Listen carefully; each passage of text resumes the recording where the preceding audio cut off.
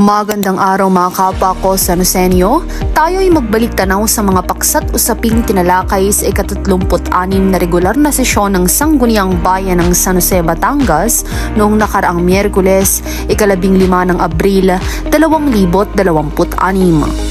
Isang kapasyahan ang iminungkahi ni Kagalang-galang Jose Nerce Magbing na may pamagat na a resolution supplementing the internal rules of procedure of the Sangguniang Bayan of San Jose, Batangas by incorporating the conduct of flag ceremony or flag honors of the opening of every regular session of the Sangguniang Bayan held every Wednesday in accordance with Republic Act No. 8491, otherwise known as the Flag and Heraldic Code of the Philippines and its implementing rules and regulations. Layunin nito na maitaguyod ang paggalang sa pambansang watawat ng Pilipinas, mapalakas ang diwa ng makabayan at mapanatili ang disiplina ng pagkakaisa, pananagutan sa hanay ng mga opisyal at kawani ng Sangguniang Bayan, kaya't ang nasabing paksa ay agad na pinagtibay sa nasabing bilang ng sesyon.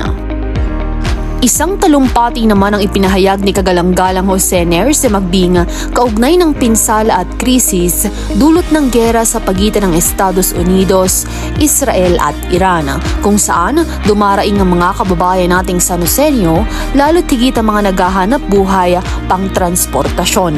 Kaugnay nito, iminungkahi ng mambabatas na i-adopt ang 2026 Service Contracting Program na muling inulungsad ng Department of Transportation at Land Transportation Franchising and Regulatory Board na nagbibigay ng garantisadong bayad sa mga public utility vehicle operators upang matiyak ang tuloy-tuloy na kita at nagkakaloob sa mga mananakay ng 20% discount sa pamasahe.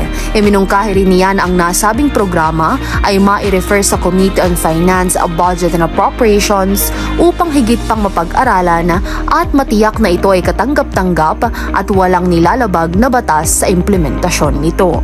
Nagpahayag din ng isang talumpati si Kagalang-galang Benito P. Atienza sa kanyang kapasidad bilang chairman ng Committee on Overseas Filipino Workers ng kanyang buong pusong pasasalamat sa patuloy na serbisyo ng nagbabalik na programang hatid sundo para sa mga OFWs at balikbayang Sanosenyo sa inisyatibo ng ating pangalawang punong bayan, Kagalang-galang Valentino R. Patron, dahil sa malaking tulong na naidudulot nito sa ating mga kababayan, lalo na sa panahong ito.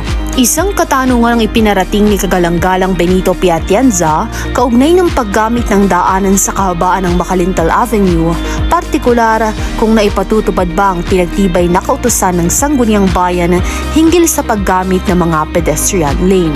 Dagdag pa rito, nagbigay siya ng kasunod na katanungan kung nagsagawa na ba ng kaukulang paglilinis sa mga pinaupahang pwesto kaugnay ng isinagawang trade fair noong nagdaang kapistahan ng ating bayan, sapagkat aniya ay hanggang sa kasalukuyan ay makikita pa rin ang mga marka o stall numbers sa mga kalsada. Nagpahayag din ng katanungan si Kagalang-galang Jose Nerce Magbing. Ipinahayag niya na sa mga nakalipas na buwan mula ng manungkulan ng mga lingkod bayan ay hindi lingid sa kaalaman ng nakararami na ang mga gusali at pasilidad ng lokal na pamahalaan gaya ng Elush, dancing floor fountain, health clinic, at Museo de Malaking Tubig ay patuloy na nagagamit. Kaugnay nito, minarapat niyang itanong kung ang mga nasabing pasilidad ay napangangalagaan at namementina ng maayos. Ipinaliwanag rin ng mambabatas na ang naturang katanungan ay bunga ng kanyang pangamba sapagkat ang mga ito ay pinondohan ng malaking halaga mula sa lokal na pamahalaan o kaya'y mula sa pondo ng pambansang ahensya. Nagpahayag naman si Kagalang-galang Benito P. Atienza ng isang usapin kaugnay ng mga nakapaskil na graduation tarpaulin, gayon din ng mga tarpaulin noong nagdaang kapistahan na hanggang sa kasalukuyan ay nananatiling nakakabit sa iba't ibang lugar.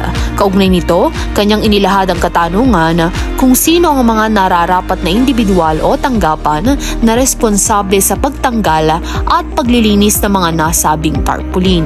Kaugnay na naging pahayag ni Kagalang-galang Benito P. Atienza, muling nagpahayag ng katanungan si Kagalang-galang Jose Nerce Magbing kung mayroon na bang itinakdang trash bin na nakalaan para sa maayos na paghahakot ng mga basura.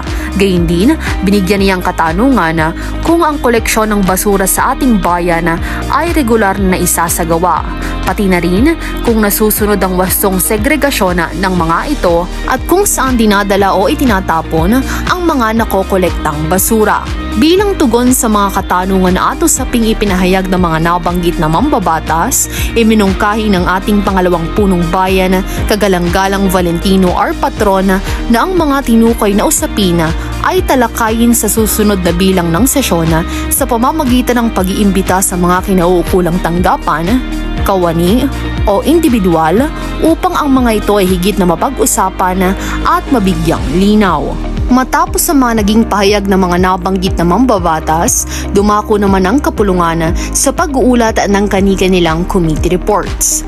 Unang nag-ulat ay ang Committee on Finance, Budget and Appropriations, katuwang Committee on Barangay Affairs na tumutukoy sa Barangay Annual Budget for Fiscal Year 2026 ng Barangay Natunuan at Poblasyon Barangay 3. Ang nasabing pagtalakay ay nagkaroon ng paborableng pasya mula sa naatasang magkatuwang na komite na naglalayong matiyak ang paglalaan ng kaukulang pondo para sa maayos na pagpapatupad ng mga programa at proyekto, gayon din ang pagtugon sa mga pangailangan ng mga mamamayan sa mga nabanggit na barangay. Dalawang paksa naman ang napabilang sa urgent matters sa ilalim ng Order and Calendar of Business ng nasabing bilang ng sesyon. Una, ang Municipal Tricycle Franchising Board Resolution number 020-2026 entitled A Resolution Transferring the Tricycle Franchise number 003 to a Qualified Applicant. Pangalawa naman ay ang Municipal Tricycle Franchising Board Resolution number 021-2026 entitled A Resolution Transferring the Tricycle Franchise number 435 to a Qualified Applicant. Layunin ng kapulungan na tiyakin na ang lahat ng tricycle na bumabiyahe sa loob ng bayan ay sumusunod sa umiiral na regulasyon at nasa wastong pangangasiwa ng Municipal Tricycle Franchising Board. Ang pagkakansela ng nasabing franchise ay alinsunod sa umiiral na patakaran kaugnay ng mga rehistradong operator upang mapanatili ang kaayusan, kaligtasan at tamang operasyon ng pampublikong transportasyon sa munisipalidad. Nagkaroon naman ng ilang mga anunsyo ang kapulungan.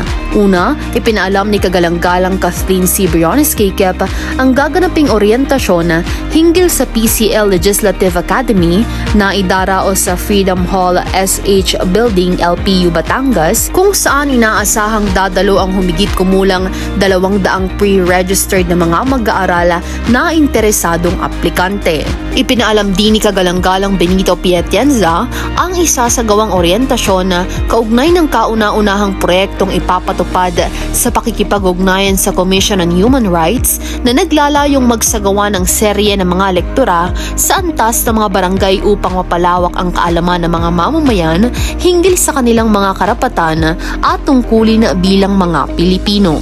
Ipinaabot din ng ating pangalawang punong bayan, Kagalang-galang Valentino R. Patron, sa ngalan ng Sangguniang Bayan ng San Jose, Batangas, ang kanyang pagbati sa nalalapit na kaarawan ni Kagalang-galang Benito P. Atienza. Binibigyang din ng Sangguniang Bayan ang walang patid na dedikasyon sa tapat at mahusay na paglilingkod sa bawat mamamayan sa pamamagitan ng pagpapatupad ng mga makabuluhang programa at mga polisiyang may malasakit. Patuloy nitong isinusulong ang kapakanan, kaayusan at pangkalahatang kaunlaran ng ating bayan. Mabuhay ang San Jose! Mabuhay ang bawat San Joseño!